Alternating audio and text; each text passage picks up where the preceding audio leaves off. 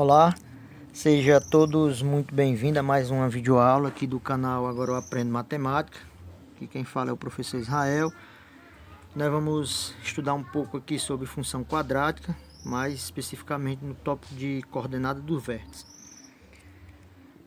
Eu trouxe aqui a forma genérica de uma função de segundo grau, né? Seja a nossa f de x, ax quadrado mais bx mais c, com o meu a diferente de zero. A primeira dica que a gente vai dar aqui é com relação a essa restrição que esse a tem. Ele tem que ser diferente de zero. Por quê?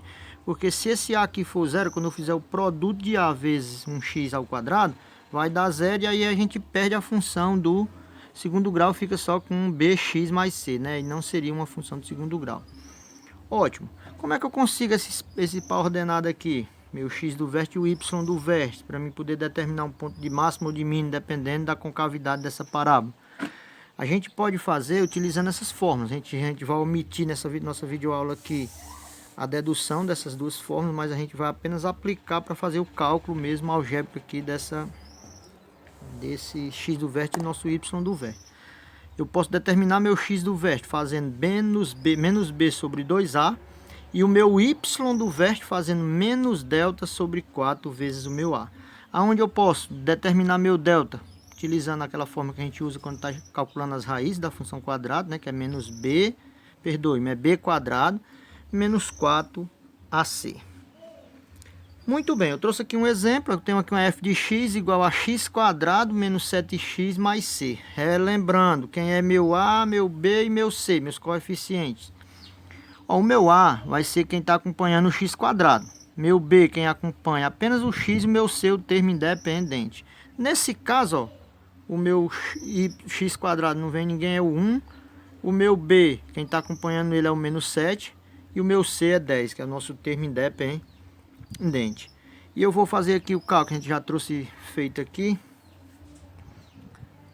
O meu x do vértice é menos b sobre 2a. Quem é meu b? Ó, é menos 7, ó. É o menos da fórmula. Aí eu tenho que colocar aqui no parênteses, né? Porque o meu b é negativo. E sobre 2 vezes o meu a. O meu a é 1, ó, 2 vezes 1. E aqui, ó, menos vezes menos dá mais. E 2 vezes 1 dá 2. Eu já determinei o x do vértice. E o meu y do vértice, ó, eu fiz o cálculo aqui primeiro de quem é meu delta, ó. Quem é meu delta é b quadrado menos 4 vezes a vezes c. Quem é meu b é menos 7 elevado ao quadrado aqui. Menos 4 vezes 1 vezes 10, né? Ó, o 1 é o meu a e o 10 é o meu c. E aqui eu vou ter que todo número negativo elevado a expoente par vai dar positivo, né? E 7 vezes 7 dá 49. E 4, menos 4 vezes 1 dá menos 4. E menos 4 vezes 10 dá menos 40. E 40 menos 40 dá 9. Então já tem o meu delta. O valor do meu delta eu já posso substituir aqui, ó. A nossa fórmulazinha para calcular o y do vértice. Então é menos 9, ó, menos da fórmula, e o 9 é o nosso delta sobre 4 vezes a. Nosso a é 1, então fica 4 vezes 1 aqui no denominador. E eu fico com menos 9 sobre 4. Então a gente já tem, né, as coordenadas do vértice aqui, o x e o x do vértice e o y do vértice. Mas a gente queria trazer aqui mais algumas dicas ainda nessa aula.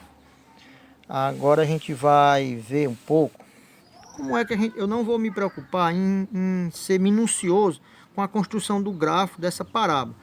Mas a gente quer tentar fazer pelo menos um esboço. Como seria o esboço desse gráfico? Vamos tentar esboçar esse gráfico, né? Apenas um esboço aqui, a gente não vai se preocupar.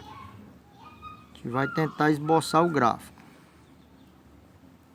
A gente não vai se preocupar com a precisão. A primeira observação que a gente tem aqui, ó, quando a gente vai pensar num gráfico, aqui, ó, como o meu a é maior que zero, o que é que vai acontecer com a parábola? Qual é a cara dessa parábola? Ela tem, né, ó, a concavidade. Ela tem a concavidade para cima. O que é que isso quer dizer? Se que o nosso A, ó, veja que o nosso A é 1, né? Ó, a gente fez os cálculos lá, o nosso A aqui, ó, é igual a 1.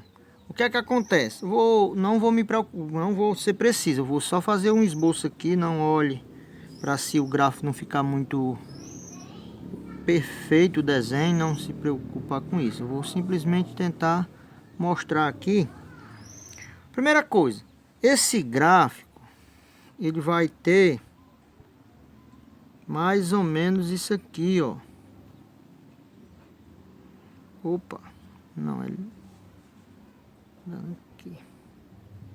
Ele ia ter mais ou menos essa cara, com cavidade tinha que ser para cima, e aqui eu ia ter, ó, um ponto de mínimo, né, de mínimo. Por que que é de mínimo? Porque o meu A é igual a 1, né, maior do que 0. E essas coordenadas aqui a gente conseguiu, ó. Esse ponto aqui a gente tem, ó. Lembrando que esse x do vértice aqui a gente calculou lá era 7/2, né? E esses aqui são simétricos, que vai estar a raiz, ó. E as raízes da função.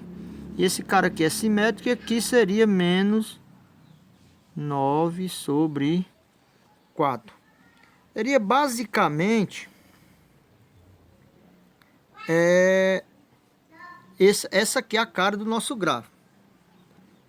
Agora vamos pensar diferente. Eu queria agora que a gente pensasse um pouco diferente. Imaginemos uma situação em que nós tivéssemos um gráfico com esse formato aqui, ó. Praticamente é esse formato, ó. E ele nos desse, ó, duas raízes. Imagine que ele nos deu duas raízes. Aqui é o meu eixo Y, né? Aqui é o meu eixo X. Tá aqui. Então, esses pontos aqui que tá tocando aqui são as raízes. São as abscissas.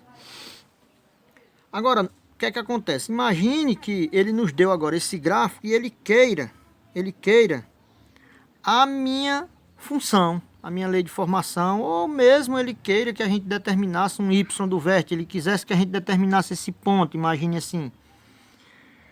Como era que eu ia fazer, ó? Aqui é o primeiro passo que eu poderia de início aqui logo pensar. Vamos ver aqui, ó. Eu tenho aqui minhas raízes, ó. Note que eu tenho aqui meu x1, ó, igual a 2 e o meu x2 igual a 5. Tenho duas raízes. De que forma eu posso encontrar a lei de formação, a função, a cara dessa função? Eu conhecendo as raízes de uma função. Veja, eu posso fazer isso, ó. Pegando aqui meu x² menos...